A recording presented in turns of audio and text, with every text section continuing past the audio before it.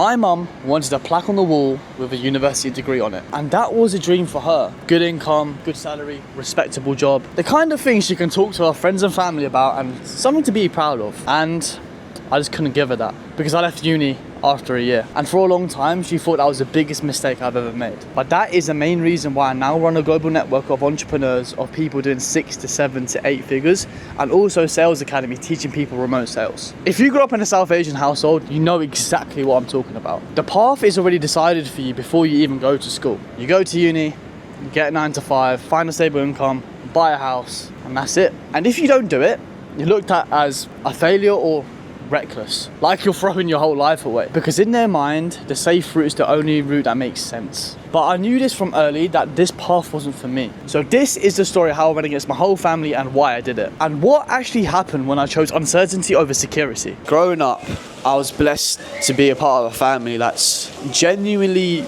done everything for me. Being a South Asian, like, your parents go through their own struggles, go through their own hardships to create the life for you, and that's what I have to big up my mum and dad for. Like, they've done absolutely fucking everything to put food on my plate, to create the opportunities for themselves. They'll be working in supermarkets. My dad will work jobs, like, just to get about. Obviously his education wasn't there, like, he didn't go uni himself, so he just worked the job, worked his ass off. He never earned more than 15k a year. Your parents go through struggles and hardships and put themselves in situations to see you grow, and they want the best for their kids. Yeah, I'm blessed to be raised by 2 loving parents, man. Big up to mum and dad. But like, even my mum, right, like, when she came to the country from India, she didn't even know how to speak English. She learned at a supermarket, Summerfield. If you know Summerfield, you know Summerfield. So one time my mum was helping a customer on the floor when I was 11 years old. I remember getting a phone call from school, guys, and they said, "Oh, Dylan, go to the reception." When I was 11, I was like, okay, what's going on here? I got a call from my uncle, said something's happened to your mum. I was like, fuck, what's happened? My uncle said, "Oh, jump in the car, we'll talk about it on the way home." I was like, fuck, there's 100 things racing through my mind at 11 years old. And my mum broke her back at work. She was helping a customer on the shop floor in Sainsbury's. She slipped because there weren't no actual, like, sign, and she broke her back. Yeah, I still remember, like, seeing her in that state, and that fucked with me massively. From being someone that really provided to then her physically not being able to move, for me to have to push around the wheelchair, and seeing my mum do absolutely fucking everything to then me having to step up, it really taught me a lot, you know? Yeah, that affected me in so many different ways. I couldn't go out, I couldn't play football, I couldn't do the things I actually wanted to do. So I had to you know what, let me make my mum proud, let me do all this. So I wasn't academically the smartest kid in school. I just didn't take school seriously, man. I just didn't take it seriously. I was messing about, I was rather play football, rather do this and that. I just never really applied on myself to it. And then I remember A-levels, me and my boys went to pick up the results. Now everyone got the results they wanted. Like, all my boys were like, okay, let's all go to this one university, because that's what I thought was best at the time. I looked at my results and I literally underachieved in everything. C, Ds, nothing. I was confused. I was like, shit, I have to go to a different university that I can't even get into. And I had to go through clearing. I didn't know what I want to do with my life. I went through clearing and I went to Brighton University. And uni, I loved it for 2 weeks. It felt, like, guys, you have the freedom to do anything you want, like playing video games until late. I was banging FIFA, I was banging pro clubs late with the guys, playing Fortnite, eating whatever I wanted to eat. But then I got lonely. I fell into a trap. I was smoking weed, I was drinking alcohol on the weekends. I was going out, and I didn't really see myself doing it I felt like I was on holiday for a year. I was literally on holiday for a year. And I looked at myself and I was like, there's no way I could go to year 2. I left university. I said to my parents, so we were on a family holiday to Thailand, Singapore. My dad really treated us well. He was like, well done, boys, blah, blah, blah. And I had to sit down with my dad and my mum, and, like, I said to them, like, Dad, I don't want to go to uni. And my dad's from the UK, he was born and raised there, so he always supported. But for my mum was just really confused. She was like, Dylan, how are you going to make money? How are you going to live the life that you want? How are you going to live that life doing it without a degree? And to be honest, I had no fucking idea. And that's when the uncomfortable period started. So then I sat down with myself. I was just like, right, there's two things I want to do. I like helping people and I like sports. And it took me a good year to figure it out, what I wanted to do. So I went back to working my like 9 to 5 or a job I was working when I was younger, which was Costa Coffee at Gatwick. I saw older people around me living the same life on repeat, working Costa shifts for fucking 10, 15 years. And I just couldn't connect to those people. I was just like, I saw myself in them. I was like, am I gonna be like these guys? Am I gonna be like these guys? And I said, oh, you know what? I googled it up. I said, I want to be a PT. And that's when a lot of things did change for me. But the thing is, during that period, everyone else was fucking killing it, right? And then we got my family every day. Dylan, when you gonna make some money? When you gonna do this? When you gonna do this? Like this pressure of just like my family, my grandma especially, bro. My grandma watching me like a hawk.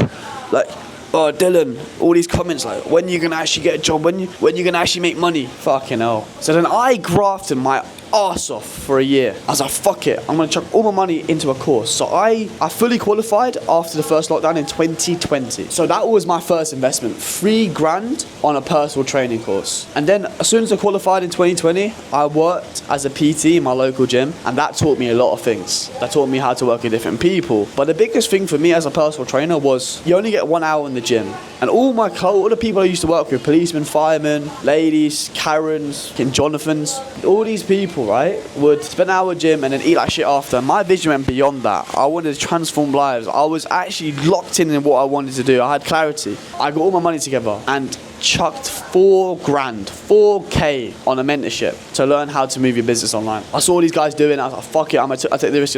My parents went ballistic. Mum, Dad, trust the process. Let me cook.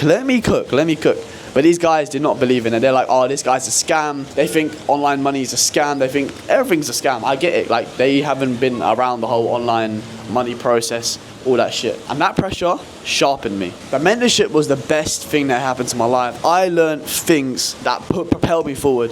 Like, guys, when you invest into something, right, you're going to get an ROI of it. Like, a lot of people are too scared to invest in education. Like, you're paying for knowledge or paying for someone's mistakes that they've been through. And that little bit of information can propel you so forward. I was able to work remotely because I moved my business after a year as an in-person trainer online. Because I saw that ceiling and I said to myself, I was trading time for money. I was like, no, there's no chance I'm trading my time for money. I want to create the life that I want to create myself. And I want to create the business. But being smart with my time is valuable. And plus, I just wanted to help people a lot more.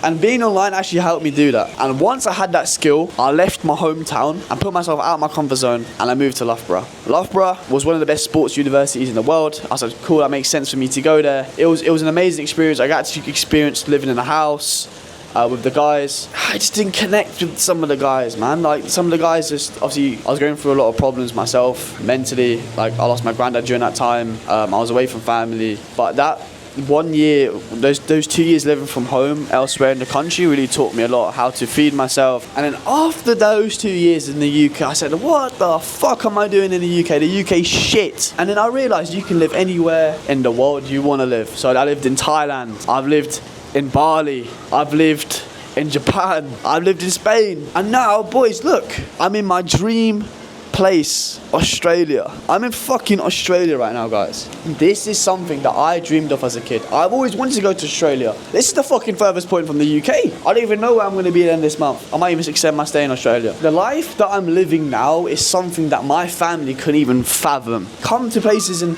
explore the world. I'm in my 20s. I want to fucking be like Christopher Columbus. I want to live like James Bond. So I want to be able to be like, right, boys, I'm sat on the sofa with my kids in the future. I'll be like on TV, bang on YouTube. This is the life that I lived at 20. This is where I've been. This is the experience I've been. Like, what life do you fucking want to create for yourself? You have to ask yourself this shit every single fucking day. Every day. And now I run an entrepreneur group, as mentioned before. And these guys are killers, doing 8 figures, 6 figures, 7. Some of the people who have an entrepreneur group is fucking insane. And when you're around that energy, there's no way in your mind you're like, I could fail. When you are the people that you surround yourself with. But then I realised, a lot of people that were inquiring for the network, they see the life that I'm living. And obviously the life I'm living, I'm teleporting to different places. places. I'm able to make money online. Obviously, I've been making money online through fitness coaching from young, but they see me do this entrepreneur network, they see me making this fitness money, and they're like, what the hell, how's that even possible? And this is why I fucking created The Runway, because I realized all you need is one skill, and that's sales. Every business needs. And this is what, like, a lot of the guys that were a lot of the guys that are applying for the network were like, oh, Dylan, how did you make all the money? How did you live the life you want to live? There was that gap. And this is why we call it the fucking runway. The runway to the 1%. The runway to the people that are making 6-7 figures a month. This is why I'm doing it. I know exactly how it feels to work a 9 to 5, to live the same life on repeat, to just follow the same fucking system when there's such a big fucking world out here, boys. Look! And people think it's impossible. This is why I created The Runway. This is why I've done it, because I'm showing you guys it's not fucking impossible to live the life that you want to live for yourself, the life that you dreamed of as a kid. I'm doing it for the smaller version of me. My dream was watching, oh wow, Finding Nemo. I can't wait to see Nemo and that. I can't wait to see koalas and kangaroos and shit. Literally yesterday, 2 days ago, we were in Morton fucking Islands snorkeling, and that was work. Boys, there's one thing I want you to realise, right? I'll show you a couple of flicks. This was my fucking, with the man them. Look at Enzo here. This was work to me. A lot of people think it's impossible, but nothing's impossible. Nothing is impossible. I'll say it numerous times. But yeah, guys, it's not about the life that you want to live. I just know how fucking lonely it gets when you do it by yourself. When you do it alone, you have no one to turn to. You got no idea how to make the money. When you're stuck alone in that box, you're like, what the fuck do I do? And I don't respect people. I don't respect people that live life comfy. You have to have something biting you in the ass for you to create the life that you want to create for yourself. A lot of people are like, oh yeah, or they'll be going out on the weekend. Yeah, mate, I'll start that business on Monday. Over the pints on the weekend. Nothing. I've been through the fucking mud. I've done shit by myself. I wish I knew this shit years ago. If I knew this shit before going to university, I could have been doing this since I was like 19, 18. But boys, like, there's so much information out there, and you guys got this on tap. Here's what I'll say to anyone that's in a similar position watching this video. If you know you're on the path that doesn't fit, and you know it doesn't fit, leaving is going to make you feel impossible, because everyone around you will tell you you're making a mistake. But staying in something you don't believe in just because that's what's expected of you, that's the real fucking mistake. Because to be honest with you guys, years will just end up passing. You would still be in that same position, but the regret will be so much heavier than discomfort ever was. My mum wanted a plaque on the wall, but I gave her something better. I gave her a son that's actually living the life he wants to live and not just surviving. Someone that's trying to build something fucking real whilst transforming lives, doing it and not playing it safe. And eventually she saw that. Not immediately, of course, but eventually. So if you're sitting there right now, stuck between what you're supposed to do and what you actually want to do, choose the version of yourself that you want to become, not the version that other people are comfortable with. Because at the end of the day, G, it's your fucking life. And you're the one that has to live that choice, not them.